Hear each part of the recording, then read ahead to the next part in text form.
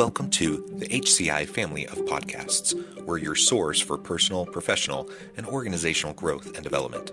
We share our own original research, explore industry trends, and interview executives and thought leaders from across the globe. Join us for practitioner-oriented content around all things leadership, HR, talent management, organizational development, and change management. Maximize your personal and organizational potential with the HCI family of podcasts. Simon T. Bailey, welcome to the conversation today. So good to be with you. Thank you for having me. It is great to be with you. You're joining us from Chicago. I'm south of Salt Lake City in Utah. And today we're going to be talking about discovering your purpose through resilience in leadership. You know, leadership is often a thankless gig. I was actually just having a conversation this morning with someone who was kind of frustrated, kind of blue this morning because of the challenges they were facing. And the reality is, yeah, often leadership really is just a thankless job. It's hard. You're bearing a lot of weight. People are coming at you all the time with their problems, with their challenges. You're trying to put out fires. And a lot of times, people are upset at you and you're just doing the best you can. And it's all about resilience. It's all about just staying with it, and the falling down and getting back up, and all of those sorts of things, all those cliches, right? It's all about all of that. And leadership is hard, right? And that's why I think it's just so important that we always know our why, that we always have a clear purpose, and fostering that resilience within ourselves is really what's going to make us a great leader. So we're going to unpack all of this and talk about how that can help lead to our purpose as we have this conversation today. As we get started, I wanted to share Simon's bio with everybody. Simon T. Bailey is the world's leading expert in brilliance. His groundbreaking research, State of Working America report, Thriving in Resilience and Brilliance, solidifies his insights in his 11th book, Resilience at Work: How to Coach Yourself into a Thriving Future. With Disney Institute as his launchpad, he's left an incredible mark on 2,400 plus organizations in 54 countries, including American Express, Deloitte, Visa, Signet Jewelers, and Taco Bell. He has made a remarkable impact on over 120,000 professionals who've experienced his pioneering courses on the LinkedIn Learning platform. He's also been recognized as Success Magazine's top 25 alongside Brene Brown, Tony Robbins, and Oprah Winfrey, as well as being on LeaderHum's top 200 power list. His viral video released on Goldcast through Meta has over 91 million plus views to date. I could go on. There's just so many awesome things about you and your background, Simon, but I'm going to pause there. Anything you would like to highlight by way of your background or personal context before we launch on into the conversation? The one thing, John, that I've learned is that real leadership is not about motivating or trying to engage people to do more. Real leadership is about inviting people on a journey to discover the leader within themselves while they're following you. So a leader can never take people to a place that they have not been themselves. Yeah, I like that. Yeah, so we often talk, people often are talking about how to motivate others, how to lead the horse to the trough, right? Or to go get the water. What you're saying is we can't actually motivate anybody. We can't actually lead someone to the water if they don't want to go or if they haven't ever been there themselves. And I wholeheartedly agree. We can't ever motivate somebody. All we can do is help them on the journey towards self-discovery, towards where they can learn and uncover their own motivations. And then we can create an environment where they can have that self-motivation and where they can unlock their own key core motivations themselves. And that's what a leader does. That a leader creates that environment. A leader creates those kind of experiences where those things can be unlocked, where those things can be experienced, where people can come together, and then the synergies and the collaborations can happen that can really create really cool things, right? Absolutely. And when a person knows that a leader gets them and cares about them, that person goes the extra step because they know that leader is about them and not just themselves. Yeah, absolutely. Well, as we get started, I would love if we could start by just unpacking a little bit of your research, State of Working America, Thriving in Resilience and Brilliance. Tell us a little bit about that. This comes out in your Resilience at Work book. What are some of these core findings? 55% of working Americans would rather take a lower paying job to work for a leader that inspired their brilliance instead of one that doesn't. 74% of working Americans would prefer to work for a leader who had no advanced degrees instead of a leader that had formal education. And what we begin to discover in the research, John, is that people want to work in an environment and for a leader where they are celebrated rather than tolerated. And what that simply means, and I'll use myself as an example. So I was working at Disney, John, and I was a jerk of a boss. I was way over my skis. I was a boss with an agenda instead of a leader with a vision. And if the truth be told, Disney was about to invite me to find my happiness elsewhere because I had a need to control, a need to be right. And I was in my own way, had no self-awareness, had a lot of ego edging goodness out. And what I began to discover after organizational development did an intervention, and they took me through the tried and true start, stop, and continue. What they said is you manage up really well, but you don't care about your folks, and they know it.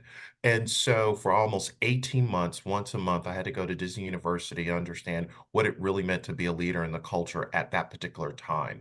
And three takeaways. Number one, if I don't look myself in the mirror and admit that I don't know what I don't know, Hmm. then he's going to bounce me, right? Hmm. Hmm. Number two, and I got this from one of my mentors, John Maxwell, is that consistency compounds over time. So consistent action behavior in the right direction. You're not phoning it in. People know that you are doing the work of leadership. They start to believe you and trust you. But then the third thing is always coming back to these two questions. Why you? Why now? Why should people follow you? Why right now? Because everybody is making a bet on you, on their career, on the organization. What is bet? Brilliance, energy, time. And sometimes they're going to hedge their bet if they think this leader is not really up to leading in the right way. But when they find a leader that gets it, oh my goodness, that's the unlock. People will go the extra step because they're like, okay, this is the one. This leader has found their inner Neo in the Matrix, and I want to follow I like it. that. Yeah, I like that. And you're right. I mean, your experience at Disney, that's not an uncommon experience. I think especially for a lot of young, inexperienced leaders, oftentimes they're thrust into those roles. They don't know any better. They don't know how to lead. They've been successful in their careers up to that point for totally different reasons. Like they've been successful in sales or they've been successful in whatever functional role they've been in. Now they're thrust into a leadership role. They're expected to manage a team. They have no idea what they're doing. And all they can really do is try to mimic maybe what they've seen other people do, what they've seen on TV or in movies. And oftentimes that's not particularly healthy, or productive. And and it's no wonder. Like a lot of people just don't have the skill set. They just don't know what to do. And so you end up having a lot of people in those early stages in their career that do what you did. And it's, I have a lot of sympathy for that. Not that I want to have a lot of bad bosses out there, but I do have sympathy when people just don't know any better. And so, kudos to you for going through the work, of trying to learn and grow and figure out what you didn't know, and to, that's hard. That's hard to go through that self-reflection, to admit, what you were doing wrong, and to admit, where there were gaps, and all of that. That's painful.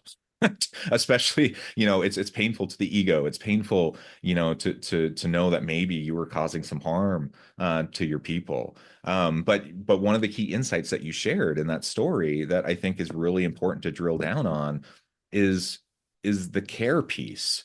Like Yes. it's great to be able to lead up. We need to be able to lead up, down, across. Like there's different kinds of leadership that, and all of those are important. But when we're talking about leading a team, we need to show that we care. Like they need to believe it. They need to know that we sincerely care about their growth and development. Not that we can motivate them. Like I cannot get people to do what they don't want to do.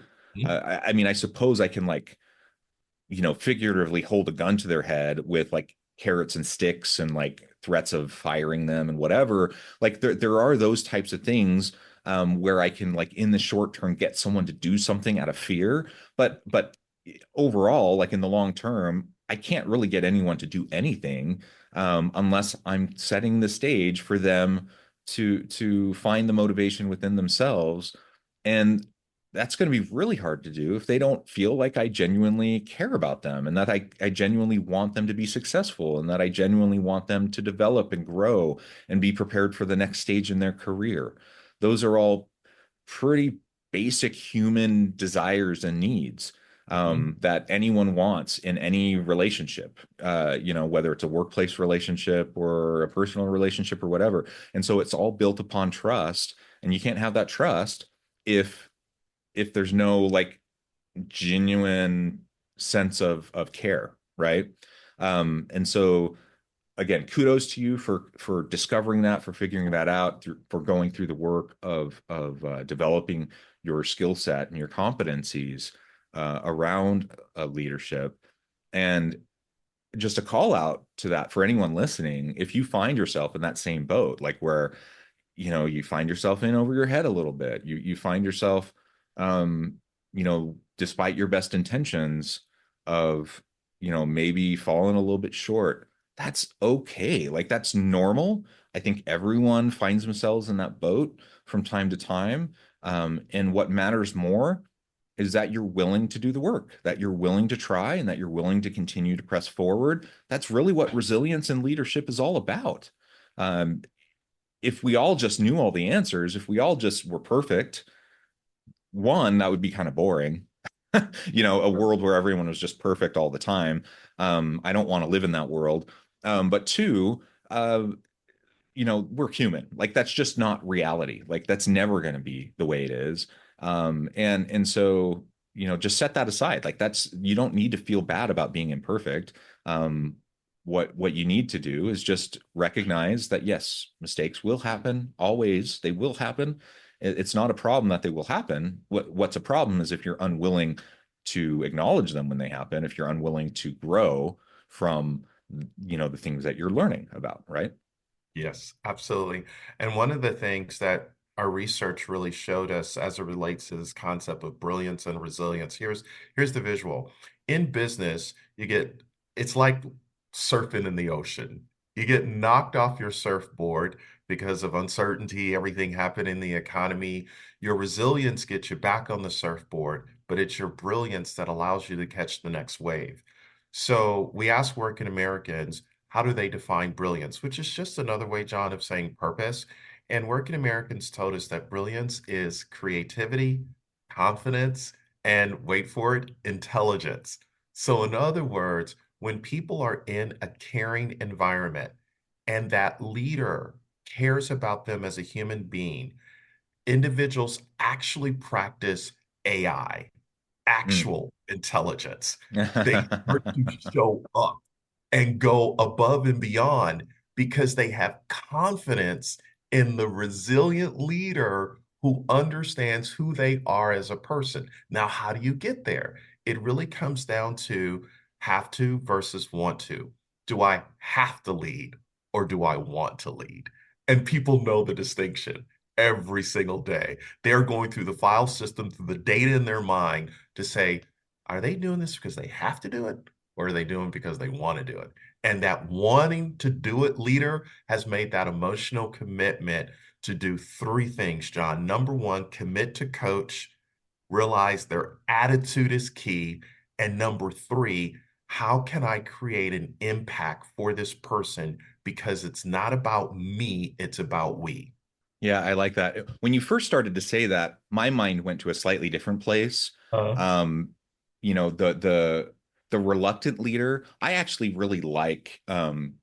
It's a different type of reluctant leader than I think what you were describing. So in my mind, I really admire the quote unquote reluctant leader, the person. It's not about them. It's not the arrogance. It's not the ego. They would be more than happy to be behind the scenes supporting other people.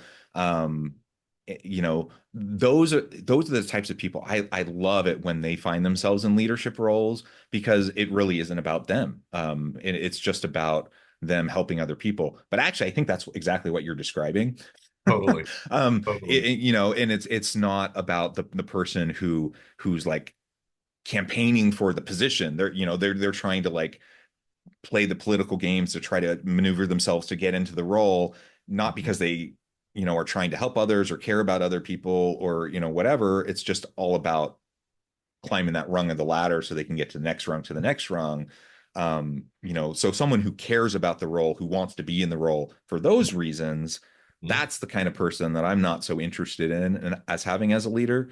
But I really like the person that may not really care about the position otherwise. They might be the reluctant leader, but they once they're in, they're invested. Once they're in, they're going to put their whole heart and soul into it because they know that what they're doing matters and that other people are relying on them and that their job is to help support those on their team. Like their job is to help lift up everyone that's working with them, right? Like a Absolutely. rising tide lifts all ships, and their job is to be that rising tide. I would be so bold to say if you look at the reluctant leader, they probably have had more people be promoted out of their department into other areas of an Right. organization. Number one. Number two, they probably have higher customer satisfaction scores just because leaders create the experience for employees, employees create the experience for customers. But then number three, if you look at their financial performance inside an organization, their KPIs, all of the things that we know, that reluctant leader who has their head down to say, how do we do it right? And how do I empower people to go and do it? They make things happen. And there might be some correlation in how we think about it. Yeah, yeah. Well, I love that. So all of this, I think, as we talk about this resilience, as we talk about, the leader who's willing, recognizing sometimes it's a lonely road. It's a thankless road. It's a heavy weight to carry the burden of leadership. All of this is true, right? And so having resilience as a leader is very, very vital. I would say that's always the case, but especially like during the pandemic, I think we saw this as keenly as any time. Because everyone was dealing with mental health challenges, social isolation, all of that, but it was really put upon leaders to look out for their teams and look out for everyone else. But who was looking out for the leader, right? So it was just extra hard. It was extra challenging. Um, how does all of that then, if I'm someone, who's in a leadership role, I'm trying to practice resilience, how can that help me discover and lean into my purpose? Wow. Well, the first thing is being intentional about self-reflection. Self-reflection is something that I learned from Harry Kramer, former chairman and CEO of Baxter Healthcare. I was interviewing him for a client virtually, and I said, Harry, in your 40-year career, what is the one thing that has allowed you to tap into your purpose? And he said, Simon, I ask myself three questions every single night before my head hits the pillow. Question number one, how did I make a difference today? Question number two, how did I grow? And then question number three, how do I add value or make a difference tomorrow? And I said, Harry, you do it every day. He said, every day, because he said that self reflection keeps my feet on the ground, keeps me in touch with what's really going on. And it's that self assessment without the board, without the other C suite executives weighing in, that allows him to say, okay, here's my true north. Here's kind of what's going on. So those listening to us, I think, John, if they will have a self-reflection practice, come up with those Mhm. questions, but take it a step further. Just don't jot it down perhaps on your smartphone. Write it down. The power of therapeutic, writing it down, you stepping back, looking at what did I just write? It's that hand to heart connection that Mm. allows you to truly know where you are. Yeah, I love that. The self-reflective piece, I think, is always powerful. It's always important in a lot of different facets of our life. But Mhm. but I think particularly when you're wrestling with leadership roles and leadership practice and learning and growing as a leader, practicing regular self-reflective practices, various mechanisms, um, keeping a journal, journaling and reflecting is always going to be powerful. I know personally, when I found myself in different leadership roles, I've found an incredible amount of meaning and purpose through the personal growth that I have been able to see in myself and track over time. Mm, That resilience that I've been able to see. And sometimes it's hard to see in the short term. yeah, It's kind of like, you know, if you're like trying to lose weight, like you're exercising, you're trying to lose weight, like you're slowly building some muscle mass and you're losing some weight. yeah. The day to day, you don't see it, right? Uh, uh, But 6 months or a year down the road, you mhm, look in the mirror and you're like, oh, I lost 20 pounds and I put on some muscle, and you compare a picture from 6 months ago to 6 months down the road, and you're like, oh, that's actually quite a bit of difference. It's mhm, kind of the same thing when you're like tracking yourself slowly over time as a leader. You may not notice everything over time and in little increments, but if so I'm a big advocate for not only reflecting consistently, but take time to kind of do the meta reflections where you go yeah, back and look at yourself and track yourself over the months and even the years and see where you were and see where you've come, because that can be super powerful. Um, and quite invigorating to realize like, oh, I've grown a lot as a person. I've grown a lot as a leader. You might also cringe a bit. You might cringe when you realize, oh my gosh, I can't believe I sure. did that. I can't believe that's how I responded in that situation. But it also shows growth. It shows your humanity. It shows your growth. It shows that, you're on the right track. And that's a powerful motivator. That's a powerful thing. That's a powerful purpose. I've felt that, and I think others can too. What you've articulated is resilience is really a muscle, and resilience creates character development, to your point, personal development. And as you know, character development happens when no one is looking. It's the Hmm. little things that make a difference every single day, or we could say a little becomes a lot over a long period of time. Well, Simon, this has just been a real pleasure. I know at the time I need to let you go here in just a minute, but before we wrap things up for today, I wanted to give you a chance to share with the audience how they can connect with you, find out more about your work, your team, and then give us the final word on the topic for today. Sure. You can go to simontbailey.com in LinkedIn, Simon T. Bailey. And I would just say, wherever you are in the world right now, find somebody to care about them, not for what you can get from them, but what Hmm. you can give to them. And what you'll discover is the helper's high. There's research out of Emory University that says when you help someone else, the reward centers in our brain begin to light up almost as if we have been on the receiving end of the person we've just helped. And John, they call it the helper's high. So if you want to I be love a it. leader, let's get high together. I love it. One of the best highs you can have, right? Yes. Very good. Well, Simon, thank you so much. It's been a real pleasure. I encourage the audience to reach out, get connected, find out more about what Simon can do for you. And as always, I hope everyone can stay healthy and safe, that you can find meaning and purpose at work each and every day. And I hope you all have a great week.